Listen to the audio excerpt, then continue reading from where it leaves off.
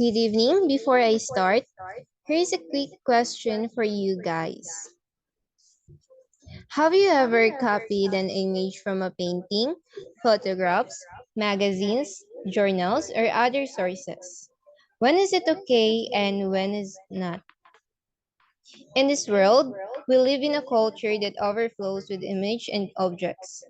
Artists today incorporate these images and objects into their creative expressions, and this is what we call appropriation in art. A lobster in a telephone, a urinal on a pedestal, even sheets of music pasted onto a collage, and Mona Lisa with the most touch. They are all appropriation. Before we begin, I am Ivor's Casas, and my partner Erika Orong will be discussing appropriation. Today, we'll be diving into everything you need to know about appropriation in art. Appropriation in art history refers to the practice of artists using pre-existing objects or images in their art with little transformation of the original. This means borrowing, copying, and altering images and objects that already exist. Now, appropriation has been a strategy used by artists for a super long time. Artists have used each other to study, to learn, and to use an inspiration and pay homage to. Hermann and had used Titian as a departure point for his own piece. So the key principle of appropriation in art is that something new is created when an artist borrows from an existing source. Appropriation in art has been around for centuries, but it is most commonly thought of in terms of 20th century artists like Andy Warhol and Barbara Corger. So Young 2008 posits 5 sorts of appropriation. The first one is object appropriation. Occurs when the position of a tangible work of art is transferred from members of one culture to members of another culture. Second, content. Occurs when an artist reuses an idea first expressed in the work of an artist from another culture.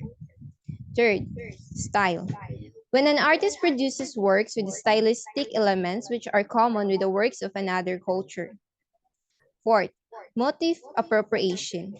Occurs when an artist are influenced by the art of another culture other than their own without creating works in the same style.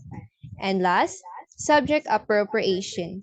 Occurs when outsiders represent a subject matter that is intended by insiders to be secret. Picasso was also one of the first to use items from the mass media in his work, when he used real objects such as newspaper in his cubist collages. An early and very poignant example of appropriation in art is Marcel Duchamp's fountain in 1917. This is also a great example of object appropriation, where Duchamp took a men's urinal and placed it on a plinth in a gallery, calling it a fountain. Duchamp didn't change anything else about the urinal except its context and its name. He also signed and dated the work with an alias R. Mat. By making these minor interventions, he completely altered our understanding of this porcelain ball as an object. Surrealism also made an extensive use of appropriation in collages and objects such as Salvador Dali and Lobster Telephone. Appropriation took on new significance in mid-20th century America and Britain with the rise of consumerism and the proliferation of popular images through mass media outlets from magazines to televisions. Appropriated images and objects appear extensively in the pop art of Jasper Johns, Robert Justinberg, Claes Oldenburg,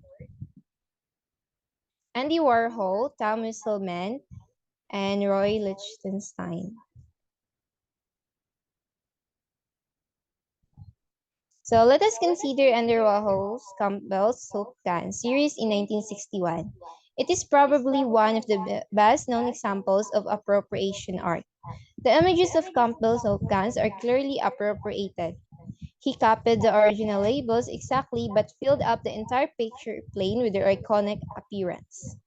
They reproduced, juxtaposed, or repeated mundane everyday images from popular culture. And these recontextualize familiar images at one projects and reflect the ideas, interactions, needs, desire, and cultural elements of the types.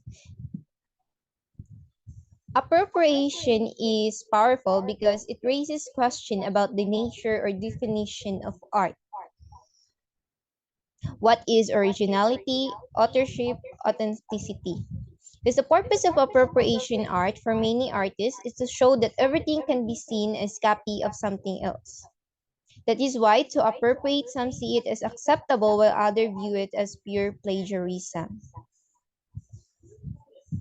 However, to appropriate is to take possession of something. Appropriation artists deliberately copy images to take possession of them in their art. They are not stealing or plagiarism, nor are they passing off these images as their very own. This is why it is important to understand why artists appropriate the artwork of others. However, the images that are appropriated are transferred into a new context and are wrote into a different light by the artist through something that is added, removed, changed, or altered. So even today, when appropriating, remixing, and sampling images and media is commonplace, it continues to challenge the traditional notions of originality and push the boundaries of what it means to be an artist. Let us all remember that appropriation when art very closely inspires others' art. And that is all. Thank you.